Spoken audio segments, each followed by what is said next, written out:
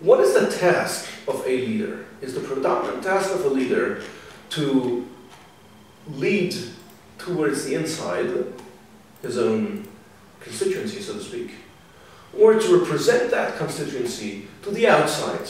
Well, it depends. But let's really think about this. And another question is, if the leader is to act towards the outside, representing his constituency, in what way does he best express himself? Those are questions that we should really be asking also, not just theoretically up in the air, but about one particular leader, Moses. Moses is repeatedly asked by God, charged with the task of leading the nation of Israel out of Egypt into freedom, into service of God. However, there are two aspects to this leadership. On the one hand, Moses speaks to the Bnei Israel, the children of Israel.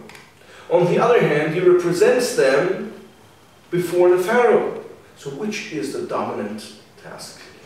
This is the question that Rabbi Moshe Sofer, Chatan Sofer, saw in the last interchange, the last time that Moses argues against accepting the mantle of leadership. He speaks to God in the 12th verse of the 6th chapter of Exodus and says, well, the children of Israel, they don't really listen to me. And furthermore, I am an aral satayim, heavy lips, closed lips. I'm not a good speaker. I'm not a natural speaker, or I cannot speak in the language of the pharaohs. And how will Pharaoh listen to me? Rabbi Sofer asks the question, why Moshe needed to express himself in double language, giving two arguments. On the one hand, the children of Israel didn't listen to me. On the other hand, I don't speak their language. Why a double argument? Says Rabbi Sofer, Moshe had this question. What is his dominant task?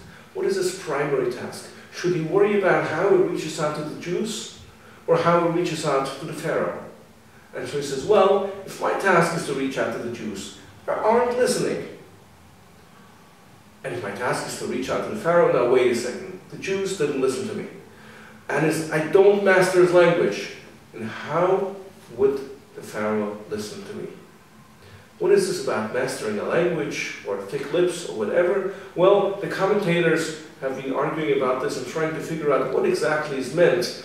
And Rabbi Sofer mentions the explanation of Rabbi Avraham ibn Ezra, a medieval Bible commentator, who says Moshe did not speak the language of the pharaohs, meaning he wasn't so good at Egyptian.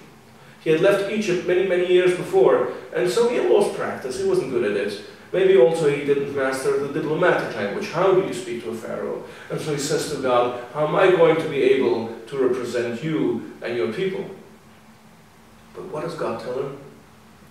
Ahron will be your prophet. He will speak for you. You will speak, and he will speak for you to Pharaoh.